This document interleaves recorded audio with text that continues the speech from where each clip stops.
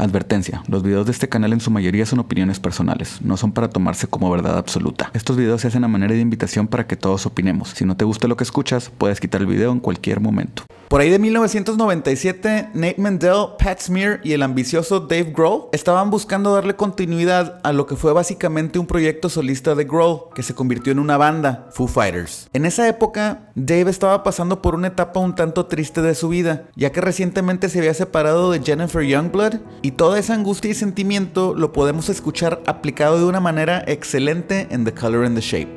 Un disco que, aunque a mi gusto no es el mejor de la banda, la catapultó a ser lo que es ahora. Una de las bandas actualmente activas que pasan a la historia como una de las más longevas, apasionantes y piensen lo que piensen algunos, muy buenas. Y pues antes de que pasemos otra noche planeando nuestra venganza, suscríbanse al canal y denle un clic a la campanita que he estado esperándote eternamente que está al lado. Esto les va a avisar cada vez que subamos un video nuevo. The Color and the Shape es el segundo disco de Foo Fighters, banda liderada por Dave Grohl, cara de caballo, y en ese momento con músicos que se reclutaron para la gira de su disco anterior, Pat Smear de The Germs y viejo amigo de Grohl de Nirvana, y Nate Mendel de la bandototota Sunny Day Real Estate. La idea de Dave cuando lanzó su primer disco era no quedarse en el pasado con su anterior proyecto. Grohl en ese tiempo era muy joven y sabía que su carrera musical no se podía quedar parada a sus 26 años. Su primer disco, Foo Fighters, fue un intento para decirle a la gente que seguía vivo musicalmente y fue bastante bien recibido tanto por fans como por la crítica, y darle una continuación era una necesidad. Dave creativamente estaba en un muy buen lugar. Musicalmente estaba enamorado de la manera que se llevaba con Nate y con Pat,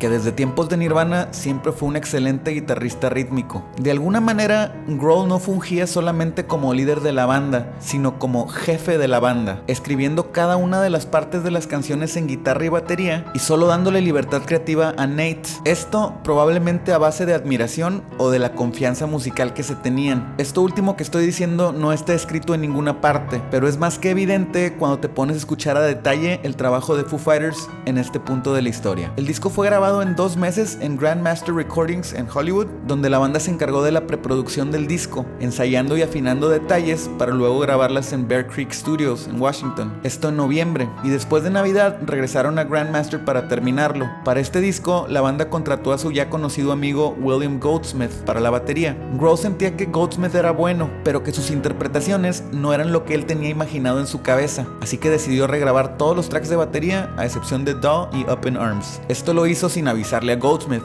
quien se dio cuenta después de que Nate se lo comentó, y pues obviamente provocando que renunciara. Como les dije hace ratito, Grohl no era el líder de la banda, era básicamente el jefe, y lo que se iba a implantar en el disco era exclusivamente su visión. Por consecuencia, al igual que en su disco anterior, Grohl canta, hace segundas voces, toca la guitarra y toca la batería, salvo en 2 canciones. Pat toca la guitarra rítmica y Nate Mendel el bajo. The Color and the Shape fue grabado y producido por Gil Norton, con quien Dave tenía una relación de admiración, y muy específicamente por su trabajo en Trompe le Monde y Doolittle de Pixies. Para los Gear Nerds, saben lo poderoso que suena la batería en este disco, y encontré un dato bastante curioso posteado en el foro de Gear Sluts por Bradley Cook, uno de los ingenieros que se encargó de traquear baterías. Hola, yo traqueé The Color and the Shape en Woodinville, Washington, y luego en Grandmaster Studio. Creo que algunas canciones se quedaron en Washington. De otra manera, todas las demás canciones fueron rehechas desde sus baterías. My Hero tiene 2 baterías. Una fue grabada en un cuarto de baterías de cemento y otra en un garage enorme.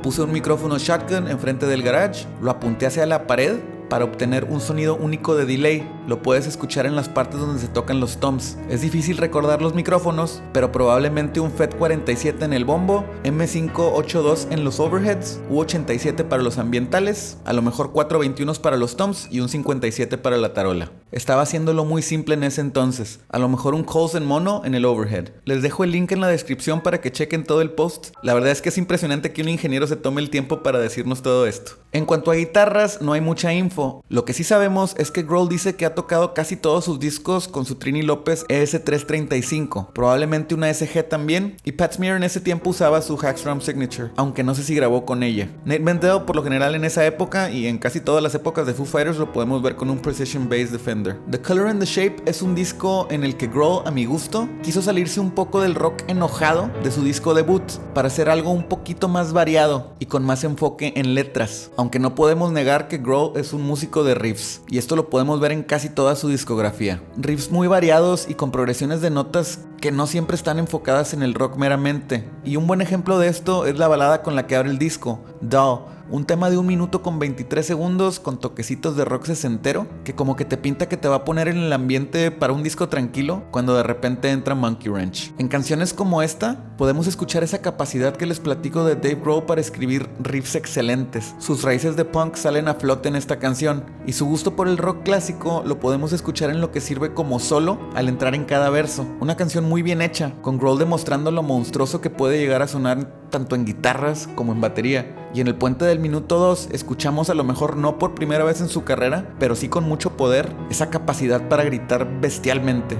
Hey Johnny Park es mi favorita del disco, y de nuevo, una habilidad de Grohl para hacer riffs muy bonitos y con mucha coherencia. Los swells de la guitarra de los versos son hipnotizantes, y creo que de toda la carrera de Foo Fighters, esta es una muestra vocal muy sobresaliente, sobre todo en los versos. Dave definitivamente aprendió una o dos cosas de su banda anterior, y esto siempre lo platico cuando hablo de la banda anterior de Grohl, y aquí está una muestra.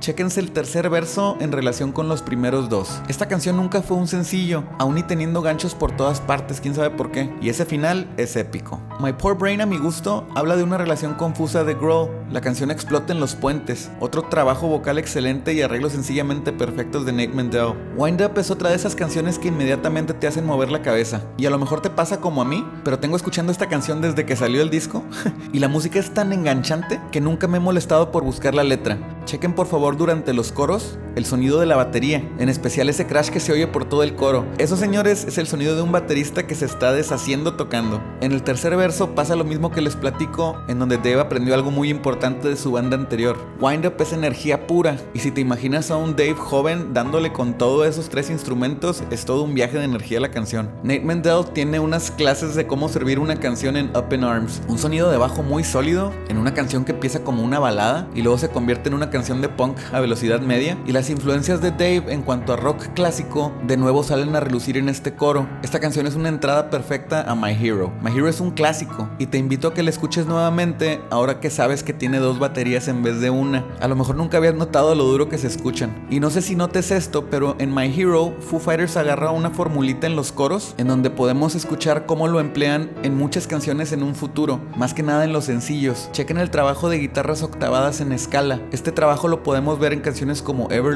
Pretender, el precoro y el puente de Walk, etc. Una fórmula que a lo mejor si no tocas la guitarra no lo notas, pero que siempre le sirve como un recurso, y un recurso muy bueno por cierto, para hacer la canción crecer. El coro de My Hero es un caos, en donde las guitarras suenan fuertísimas, y recuerdo que la primera vez que escuché la canción junto con el video en MTV, me preguntaba que cómo era posible que se permitiera que las guitarras sonaran tan fuerte.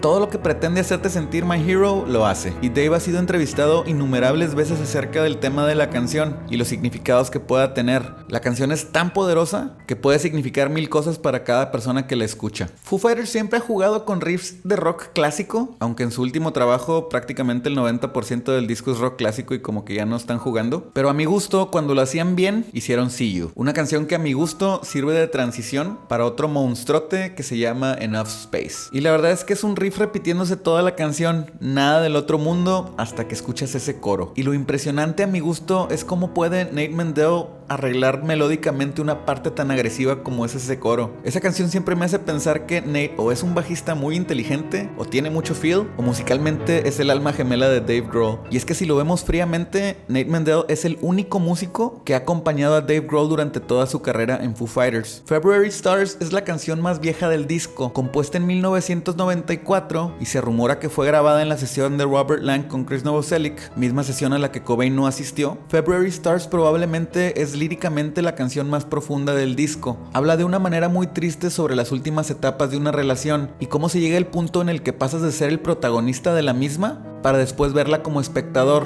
El último coro, por tercera vez en el disco, la formulita que les platico que Grohl aprendió de su banda anterior, y la manera en que cambia la canción de ser una balada triste a ser tan intensamente tumbada, es una de las pocas canciones de Foo Fighters que me ponen la piel de gallina. Y ese último coro es uno de los coros mejor interpretados por Dave, sinceramente, de toda su carrera. Everlong es rara. La primera vez que la escuché, no tenía idea de que estaba escuchando algo tan memorable. Sabía que estaba viendo algo memorable porque el video es una de las cosas más bizarras y graciosas que había visto hasta ese entonces, pero la canción, aunque sí se te queda pegada desde la primera escuchada, no sentí que fuera a llegar a ser lo que es ahora. Es posible que al pasar los años, las versiones acústicas y las reediciones en vivo hayan ayudado a que esta canción haya crecido tanto. Y no me malinterpreten, no pienso de ninguna manera que la canción sea mala, solo pienso que hay mejores canciones en el disco. Y se ha hablado muchísimo de la historia de esta canción en todas partes, pero lo que yo les puedo decir es que el sonido de las guitarras en esta versión es una delicia. El trabajo de Grohl en la batería es icónico y la manera en que termina es poder puro. No sé qué tiene esta grabación y pues prácticamente todo el disco, pero te hace sentir que estás escuchando una banda tocando a todo volumen y dándole durísimo. Y yo creo que esta era la visión de Grohl,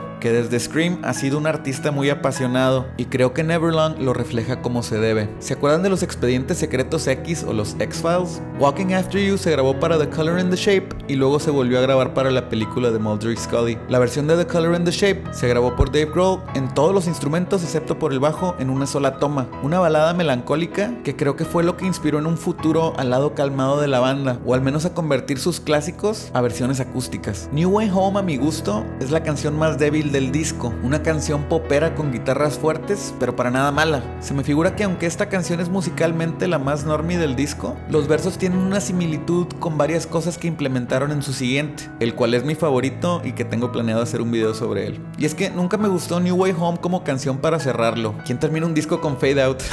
En fin, The Color and the Shape es un muy buen disco, con por lo menos dos clásicos de la banda, que a mi gusto la ayudaron a exponerse masivamente. Su disco debut tuvo canciones buenas, pero ninguna del calibre de Everlong o de My Hero. Y en este disco Foo Fighters no solamente aprendió a hacer canciones buenas, eso ya lo sabían, aprendió a crear himnos, que sorprendentemente ya pasaron una generación de oyentes y músicos. The Color and the Shape fue recibido bien por la crítica y por el público, y llegó al número 10 de Billboard en 1997, y vendió más de 2 millones de copias en Estados Unidos. Y posiblemente no hizo tanto por la banda en cuanto a ventas en ese entonces, pero como les digo, les abrió la puerta a aprender a escribir esas canciones que llenan estadios y que afortunadamente aún viven. Foo Fighters, a mi gusto, es una de las pocas bandas auténticas de rock digerible a nivel masivo que aún están activas. Dave a lo mejor es odiado o querido por muchos, pero no podemos negar que se ha ganado a pulso todo lo que ha hecho musicalmente. Mismo caso de Pat y de Nate. 3 personajes que a base de trabajo duro, constancia y una habilidad impresionante para escribir música digerible y pegajosa, pasan a la historia como uno de los grandes. ¿Tú qué piensas? ¿Te cae mal Dave Grohl? ¿Eres el jefe de tu banda? Deja tu comentario, tu like y suscríbete al canal. Sígueme en Instagram y platícame qué video quisieras que hiciera en un futuro. Quisiera saber lo que tienes que decir. Soy Pepis y bye.